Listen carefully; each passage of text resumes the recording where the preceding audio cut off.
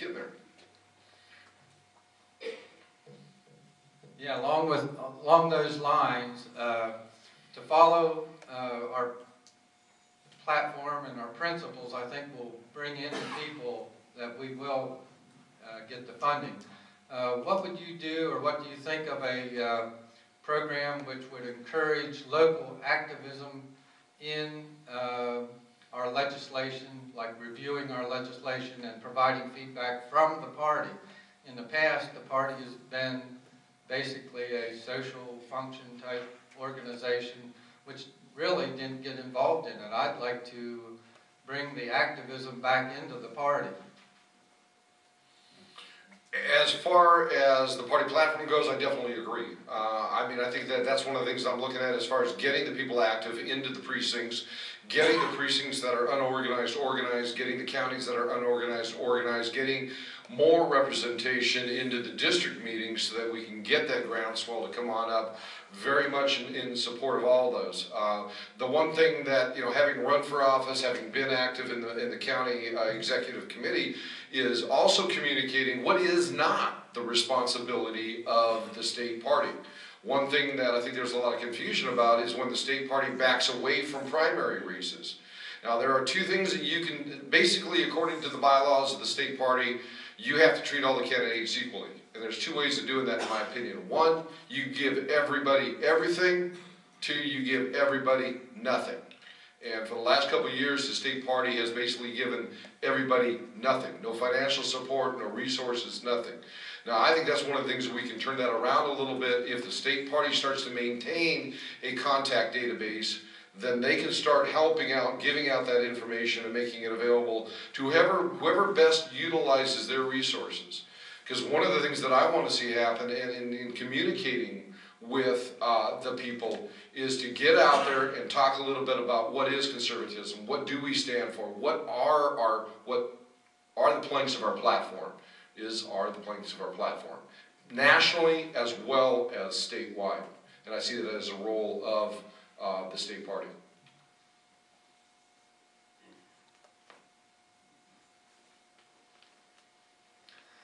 I believe my vision is a little bit broader than that. I certainly appreciate everything that the grassroots groups do, or obviously I wouldn't be such a part of it.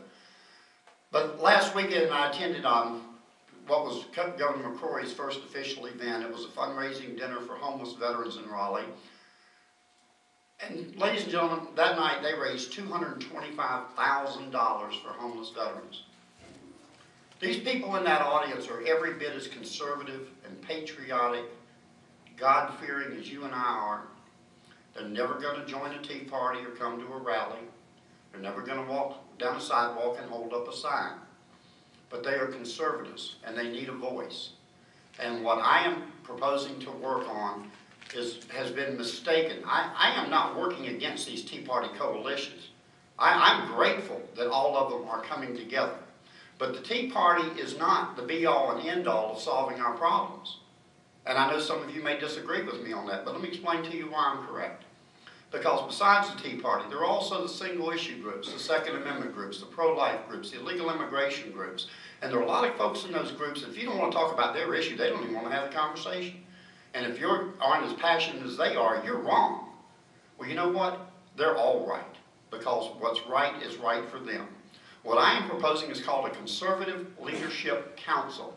It is an executive level body.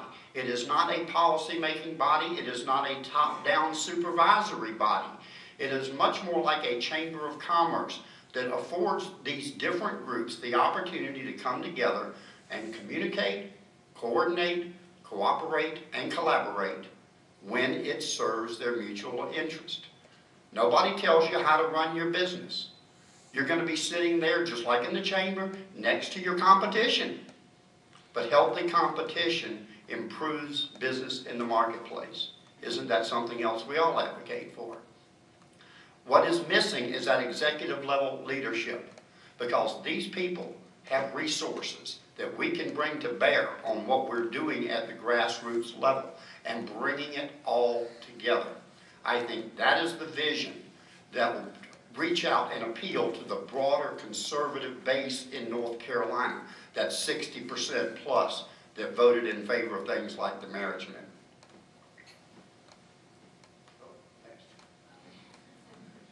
I appreciate you two getting up here and speaking and answering all the questions and everything, but I want to back up to the first. I know you, Major Dave. I know you, Jack. Y'all are good friends of mine. But what I would like to know, in your lifetime and in your working environment, what have you done to work as a team leader? Because this is what it's going to be a chair. You're going to be a leader of that team.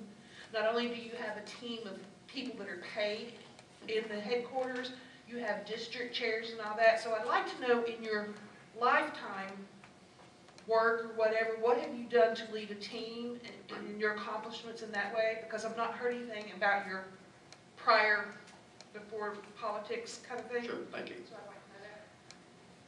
Well, the one thing the military does is it puts you in a team made up of every kind of person you can imagine, from every possible background. I taught at A&T here in Greensboro for 3 years, so I know what it feels like to be a minority. Trust me, I was. And it was a topic of conversation among the faculty there, because it was very true. And white students received minority scholarships to attend A&T. Working in environments like that helped shape my social perspective, but when it comes to physical realities, when I went to National Drug Bureau in Washington, I was running national level offices. One of them had when I got there, this office had a 90-day backlog of processing the mail that came in. That was in August of '89. In March of '90, about 6 months later, the staff was actually sitting there waiting for the mail truck to show up before they had any work to do. All of a sudden, everybody wanted to come to work in my office because I fix broken organizations. That's what my training is, organizational effectiveness. The military learned long ago how to do more with less. And that's what my background and expertise is. Now, as far as working and applying that to the Republican Party, we can't count on future donations. We don't know what's going to come in. And it's not just the party reputation, it's also the economy. We are going to have to get creative. But I made a commercial for Ed Goodwin. Dan Forrest's kids made a commercial for him and put it on TV. Jody Riddleberger's kids, C4GC, make commercials here. There are a lot of assets and resources out there that we can bring to bear to do what we need done that won't cost us a cent. We just need to get it identified and organized so that we can bring those to the effort. Why raise money to go pay somebody else if we don't need to? You know, well, let's get creative about how we solve this. We've got to think outside the box, because if we keep doing things the way we've been doing them, we're going to keep getting the same results.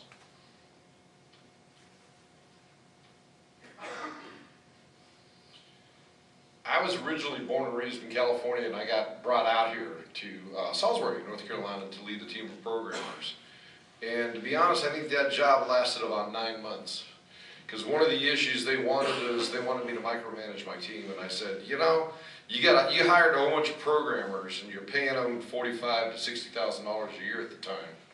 I said, I think you're paying them enough to be adults, and they should be responsible for their own information. And I try to treat myself as a resource to my team and have them come to me with any questions, and to start dealing with the strategic objectives and trying to get where we were going to build the infrastructure and the resources of what we needed in that position.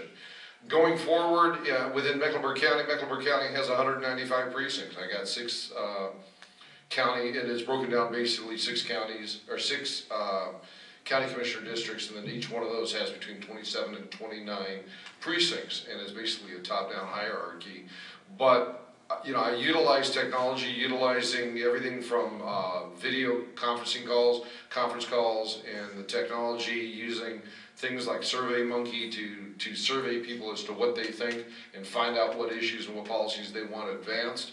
I would continue to do that, to not only to combining the county structure that you saw illustrated earlier in the North Carolina Plan of Organization, as well as the county organizations, and trying to get them to work together better to advance some common issues that we see there, but also to be able to utilize some technology so that people in, Wilmington and Fayetteville don't have to come to Raleigh, Asheville don't have to come to Raleigh to attend an executive meeting, that we can use some technology, some video conferencing, so that we can get better participation in the meetings that we're going to without having to require our executive committee to incur the cost of coming there.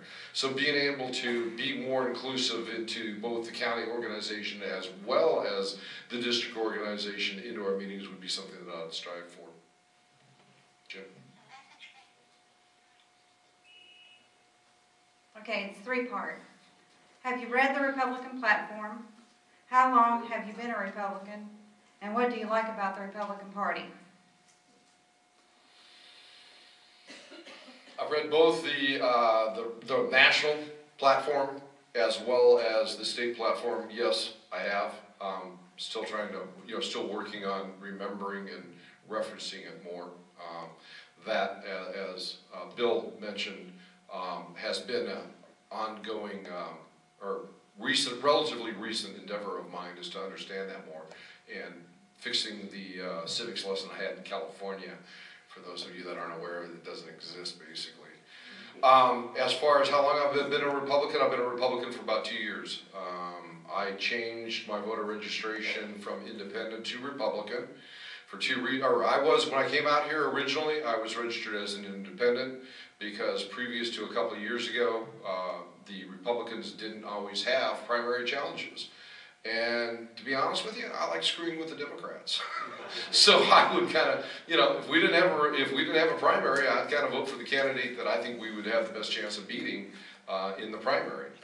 And then when I found out that you basically have to wear a jersey if you're going to play in the game at a professional level, I changed my party affiliation about 2 years ago to Republican and have been Republican ever since. What I like about the Republicans and the Republican Party is something I'll say, and this isn't just because there's some in the room, it's the same thing I like about the Libertarians. We think, we debate, we discuss, and yeah, occasionally we may actually argue a little bit over what we believe in. We just don't go to our leaders and say, what am I supposed to do on this? How am I supposed to vote over here? We actually will have the conversations, and it was one of the things that I said when I was on the campaign trail. Especially after Aikens made his comment about, no, it wasn't Aikens, it was the other one. When they made the comment about abortion, and everybody wanted to ask me about what were my opinion about abortion. First of all, I'm pro-life. But secondly, I would say that we're having the conversation about when life begins. Does it begin at the moment of conception? Does it begin at the moment of the egg implanting? Does it begin at 28 days when the spinal cord develops? Does it depend at 45 days when the first breath is taken inside the womb? When does it begin? We're having that debate. They weren't having that debate, and that's one of the things I like about the Republican Party.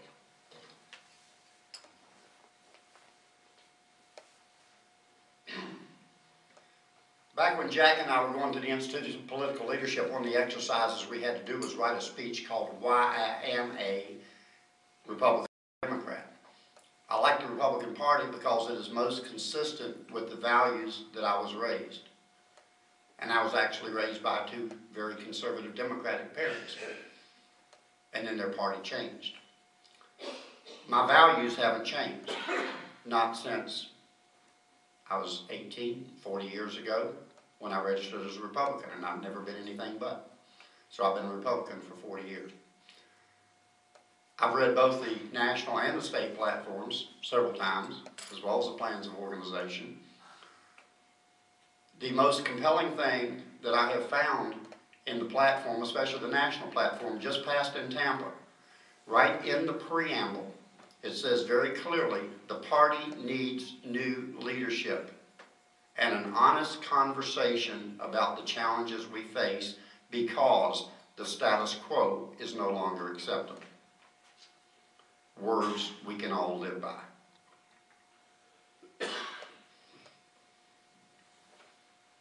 Yes, sir. I have a couple questions real quick. One specifically for Jack. I'll come back to that in a second.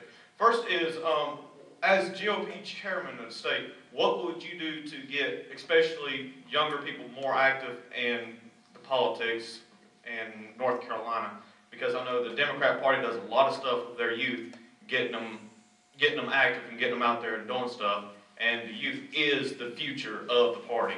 I mean, look around, most of the people here today are, there's a big generation gap here between me and the average person here, just to be honest. I mean, it is. Also, Next question, please. Also, for you, Mr. Jack, I am aware that I am a veteran and I am partial to veterans. I'm aware that Major Jack Major is a veteran. Are you also a military veteran? I am not aware. He asked you, were you a veteran? Yeah, I was going to answer. Go ahead. Yes. Yes, sir. I can talk about that in a Was there a question that for me? Oh, for the younger generation.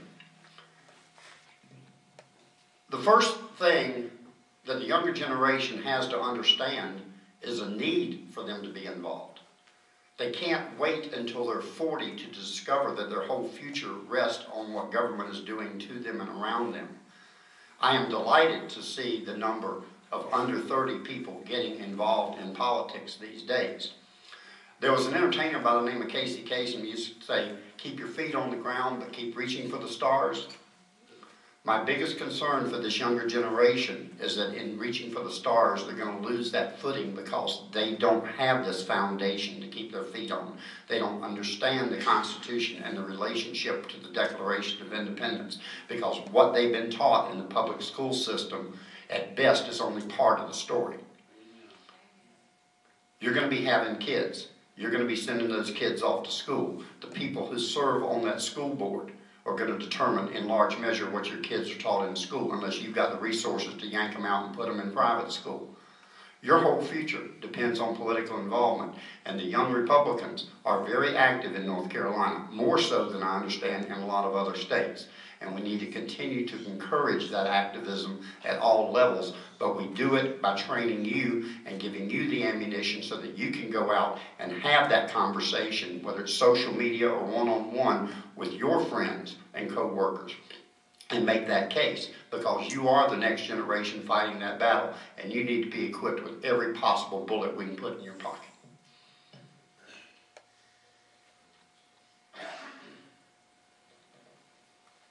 I'll go ahead and kind of give it a little bit more in reverse order. It's kind of interesting to me, and this was a point that I made on another issue, but it's kind of interesting to me that we just had a presidential election where neither one of the presidential candidates were a veteran. And now you have a NCGOP potential chair where both of them are veterans. I served a couple years in the Navy way back when.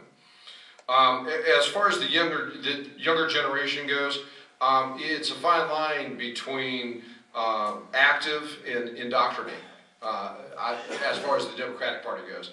But one of the things that gave me, a lot of pleasure was going to what was actually the teenage Republicans had a group in Rowan County, and there was one in Guilford County, and seeing people that are getting active, that are not even old enough to vote, and yet they understand on their own, because frequently the parents would drop them off and go to dinner or go do something and come back and pick them up. They didn't sit around and watch what they were being told or taught, or what the conversation was, and those were both a couple of counties that are in the 12th district, something that I'm very happy about. And as far as the getting more on the active generation, I think one of the things, I had a conversation the other day with a gentleman from the Batista organization talking about silver lining on things and the broken window and all that kind of stuff y'all can read about. But one of the things that I try to be as optimistic, and I try to look at the silver lining, and I think one of the things that we see from the silver lining, if you want to call it that, from the fiscal debt and the fiscal crisis, is the fact that a lot of college students are coming out of college and going, what the hell is this $52,000 I owe? I just got out, that's not including the college loans. What is this $37,000, that the child when they're born owes?